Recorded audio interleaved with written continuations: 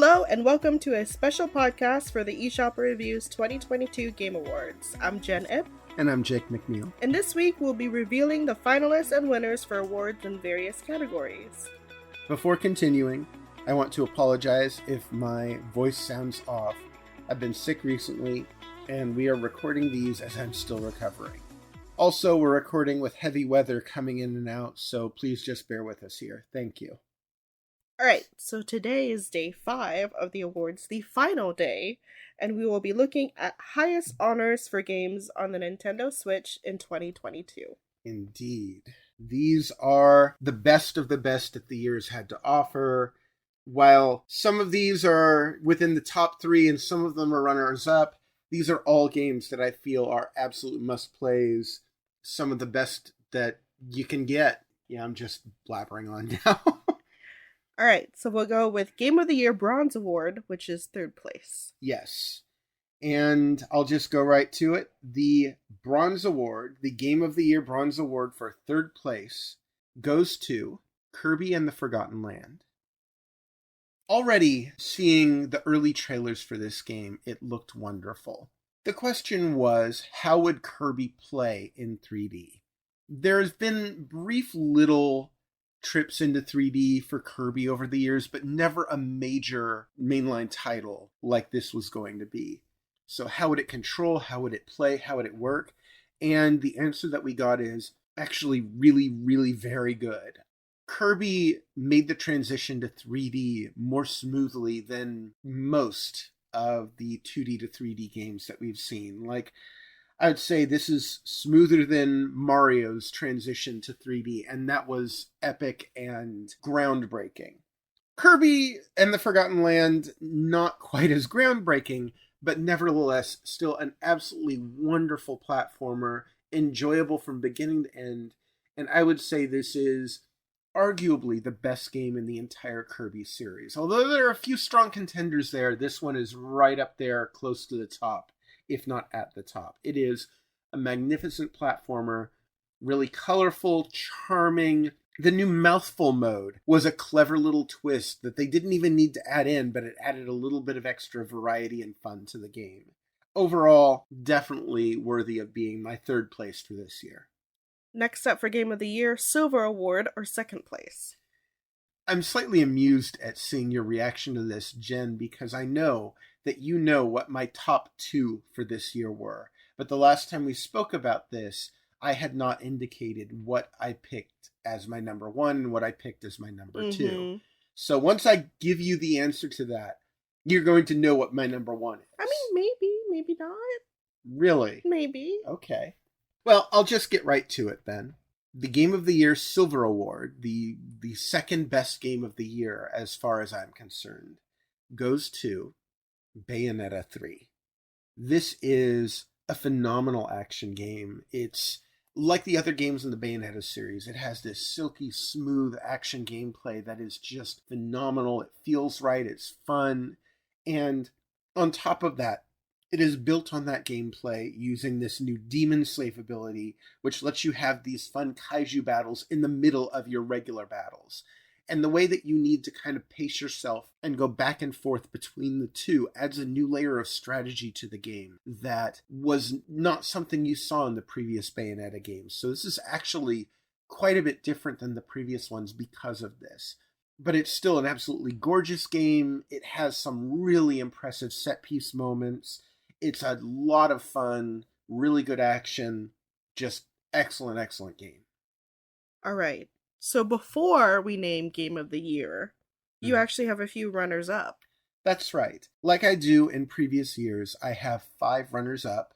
These are all games that did not make it into the top 3, but they are still some of the best games of the year. Shall I just go through these one at a time? Yeah. Okay. The first of my runners-up is It Takes Two. This is one I played with Jen, and this is a brilliant co-op game. I'm not sure that I've ever played another co-op game that was quite as well crafted as this, specifically around the co-op component of the game. Brilliant level design, excellent boss design, great asymmetrical co-op play, Fun story, great characters, a pretty strong port from other platforms too. Just an all-around great game. And while it does require that you have another player to play with you, it does the best that it can to try and make it as easy as possible to get another player to jump in with you, whether it be split screen, local wireless, or even giving you a free second copy of the game so that you can get a friend to play with you online. And it's well worth seeking out someone to play this game with because it is outstanding. The next runner-up is Neon White. I'm not sure that there's too much more to say about this. I've already kind of detailed the gameplay in the previous days here, but this is a game where I could see just constantly going back into it again and again and again to try to improve your times and levels. And that might sound repetitive, but it never feels repetitive. It's always immensely fun to try and beat your old times in this game. The combination of the different elements, the great platforming gameplay, the really unique mechanic of these weapons represented by cards that more often than not you're going to end up discarding to use their traversal abilities instead of just using them as a gun. Just so much creativity and brilliant gameplay in this game. Yeah, definitely one of my favorites this year. The third runner-up I have here is Pokemon Legends Arceus. One of the things that was really incredible about this game is how it changed up the Pokemon formula in ways that made it feel like the best breath of fresh air that the series has gotten in years. Well, a lot of people are paying attention to the more open-ended nature of the game. It was not an open world game. It was kind of an open area game where you could go from one area to the next, and each one was open within itself, but not interconnected. Kind of like a Monster Hunter game. Mm-hmm. And that in and of itself was wonderful, being able to explore these areas like you're exploring the Pokemon world. But what ended up being surprisingly compelling, even beyond that, was all the new mechanics that it gave players for catching Pokemon, where you didn't even necessarily need to battle them anymore. You could kind of sneak up on them and hit them on the back of the head with a Pokeball. The battling got some additional depth with your ability to do quicker moves or more powerful moves by sacrificing the speed or power. So much good stuff here. I would say it fell short of my top three, largely because it cut out a lot of the traditional elements of Pokemon as well. Like, you didn't really have multiplayer battling in this game. You didn't have a lot of that trading stuff going. I mean, you could trade, but there wasn't really much of a point to it as far as I could tell. And on top of that, graphically, it was kind of unimpressive. So, not one of my top three, but definitely one of the best games this year, in my opinion. The next runner-up, number 4 here, is Xenoblade Chronicles 3. Like I detailed before, this is a immensely fantastic RPG. It has one of the best stories of any game this year. It has a really great main cast of characters. It has a beautiful soundtrack, a really interesting world to explore, and it is a game that improves upon previous iterations of its franchise in numerous ways. If you are an RPG fan, this was the must-have game for 2022 on Nintendo Switch. And finally, my final runner-up is Pokemon Scarlet and Pokemon Violet. I feel like this is probably going to be the most controversial choice of this list here. Definitely. And I'm not ignoring this game's flaws. This game has lots of flaws. Graphically, in terms of performance, in terms of stability. Yeah, this game has issues. And those issues do harm this game. There is a reason why this is not in my top 3, despite this being one of my favorite games of the year. You heard on day one, this is one of the games I played the most this year, and for good reason. It is immensely fun. It delivers on the actual promise of an open world Pokemon game, even beyond what was offered in Pokemon Legends Arceus. Just exploring the world and finding new Pokemon in this game is incredibly fun. The music is amazing. They have so many things that this game does right. It's just a shame that it had a lot of things that it did very wrong, too. However, I don't think the negative cancels out all the good that this game does. So, yes, this game has problems. Yes, this game does some really terrible stuff. But even despite that, it's one of my favorite games of the year. So then, what made it to Game of the Year? Yeah, we're down to it. The one game that I hold above all others in 2022 on Nintendo Switch, my game of the year, is Mario plus Rabbids Sparks of Hope. Ah, okay. There were a lot of games this year that I feel like really greatly improved on previous iterations in their series. But Mario plus Rabbids Sparks of Hope, I feel like went above and beyond because it really didn't need to change things up for a sequel. Everybody already liked the first Mario plus Rabbids, and they could have gotten away with just doing more of the same, but a new story, new characters, that kind of stuff. But they didn't do that. And I'm really glad that that's the case because the first Mario plus Rabbids game I liked. I did not love. I didn't think it was spectacular. It was good. This one, I am just in awe of how much of an improvement it is in virtually every area. The gameplay, where the movement has now opened up and you can move your character all around within a radius of where they start, and then go back in later and move them again after you've taken advantage of their shift in position. Really opens up the strategy and gives you new opportunities.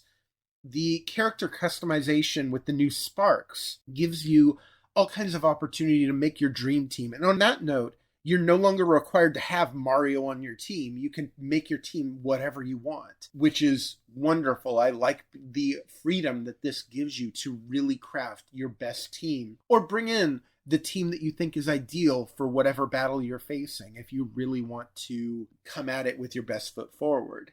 The soundtrack, my pick for best soundtrack of the year, is amazingly epic, which is not something you'd expect for a Mario and Rabbids game, and really just brings this up to a new level. The comedy is fantastic. The characters are wonderful. Every single point that this game can hit to make this a better game than its predecessor. With minor exceptions. I don't think the graphics are quite as impressive as the first game was, but overall, I have no problem giving this my pick for Game of the Year. It is a fantastic game. However, now that I've said all that good stuff about this game, I feel like I need to take another opportunity to make note of something else that's important to mention. This game is developed by Ubisoft, who, to this day, their employees still say that the systemic problems within that company have not been addressed. The problems where their employees have been harassed, abused, and sexually discriminated against. I cannot go without mentioning these things. A lot of reviewers this year have avoided this game and other Ubisoft games specifically because they are disgusted with this company and its practices, and for good reason. I didn't go that route. That's not really how I go about things, because choosing to skip over this game would not be doing justice to the employees at Ubisoft who weren't responsible for those horrible practices and who poured their heart and soul into this game to make it the truly great game it is. But while I'm not going to just ignore the game for that purpose, I'm not going to ignore the abuses either. So I felt like this would be a good opportunity to recognize that. Moving forward, this is something that I feel like is going to be attached to this game and any Ubisoft game until they correct these problems. Yes, there are some great games this company makes, but those games were created under a system that oppresses its workers. And while I know this is kind of a sour note to end on, it's something that we still need to recognize and come to grips with, at least until it gets resolved and until the employees of Ubisoft get the justice that they deserve. All right. Well, that's it for this year's 2022 eShopperReviews Game Awards. Thank you all for joining us. Yes, thank you. Hopefully you found this entertaining, and I hope you agreed with at least some of my choices this year. Well, whether you agreed or disagreed, feel free to comment, and in any case, hopefully we all have even more good games to look forward to in 2023. Sounds good. Bye, everyone. Later.